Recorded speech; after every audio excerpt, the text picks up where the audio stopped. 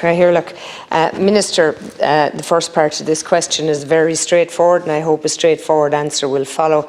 How many new applications will be accepted to the acre scheme for October 2023? And both I and thousands of farmers would be very interested to know if you as Minister believe that sufficient resources have been allocated to fund this scheme.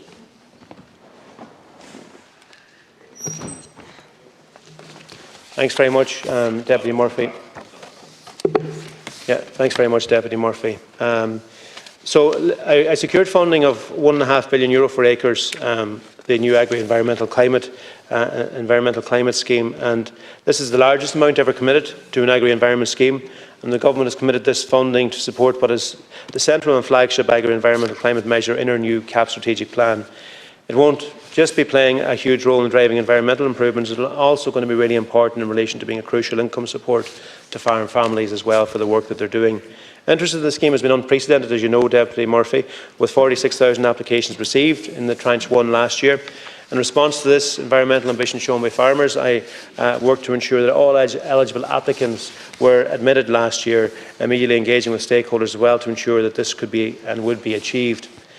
Through Acres, we're leading the way nationally in terms of delivering a results-based scheme, with over 25% of all agricultural production land now scored. Farmers in Ireland are now being recompensed for the high quality of their habitat, and this is a reflection of the investment and commitment by farmers to enhancing environmental conditions and ecosystem services for all. So, for example, Acres will be delivering 500,000 trees and over 2,000 hedgerows.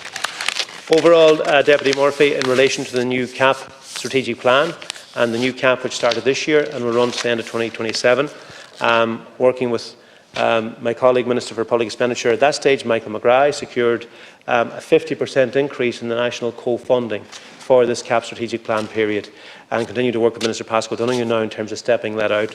And that's the largest ever increase there's been between CAP programmes in relation to national co-funding, and that's profiled over a 5-year period. As part of that, we've allocated funding out of that 50% increase to accommodate 50,000 farmers in Acres. And within our budget next year, we have profiled to step it up to that 50,000. Obviously, we'll have to look to the future in terms of what will be possible then as well, but in terms of the budget allocation for next year, it's 4,000 is the budget which we have for it. Thanks. Dr. Murphy. I've had loads of engagement with a variety of different farm sectors, and in the 4 years I've been a TD, I know that there is a great willingness within the sectors and who are very climate conscious, hence the number of applicants for Acres. But the question I was asking, Minister, is do you believe there is sufficient funding to accommodate? Doesn't seem to me that the 1.5 million is going to be sufficient to accommodate 50,000 farmers. And I think the reality of regulations from a climate change perspective across the sector is that we're piling the costs on to dairy farmers at the expense of the tillage farmer. I mean, we're driving up the cost of land for the tillage farmer to accommodate dairy farmers with the Nitrates Directive. So I think there's good reason why it's the largest amount of money ever allocated, and I think you know that yourself. But again, the question is, have we enough money? Is it sufficient for the applicants of 2023?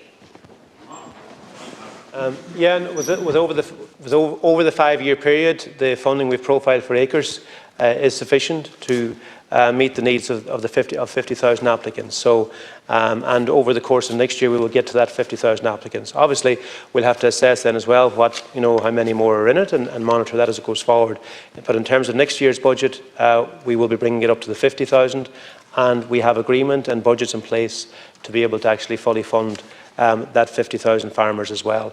It's really encouraging to see the uptake. It's not surprising, the uptake, because there is significantly extra funding in Acres compared to the outgoing GLASS scheme, and it matches actually it's a 50% increase in Acres funding, the same way as it's a 50% increase in the overall funding pot. So, and I think the scheme has been well received. And the scoring and the rollout, we give extra time, has worked well. It has worked efficiently. Advisors have done great work, and farmers are stepping up very strongly. And I can assure you, Deputy Murphy, that there is full funding there to meet the needs of the 50,000, but it's 50,000 cap as things stand. In the event that there's more than 50,000, is there somewhere to draw extra funding for? or from, I should say. And I want to really agree with Deputy Curran and our previous comments. I am concerned that we have such an input from our farm sector and such cooperation, and yet we do not be able to, at the major sectors such as forestry, we are unable to get to grips with what should be our greatest ability to actually reduce carbon emissions. So trees. We're letting farmers do it through acres, we're planting trees and hedges, they're doing it quite efficiently, and our own department can't do it. We just can't get to grips with it. And yet we are penalised in every other sector, because if we were sowing our trees efficiently and improving our forestry in the way we should, we would not have to be kowtowing to the EU in relation to the Nitrates Directive. There are other mechanisms, Minister, and you know it. There's lots of other ways that we can actually reduce our carbon, but we're concentrating solely on the agricultural sector and penalising them to within an inch of their lives. Yeah, we have got to grips with our forestry sector now, Deputy Murphy. Massive work has gone into it over the last couple of years. As you know, as a result of a court case which radically changed the way each licence had to be assessed back in 2019, it led to a big backlog, which we've now worked our way through. Anybody applying for a forestry licence today will receive that licence in 6 months if it doesn't require an impact assessment.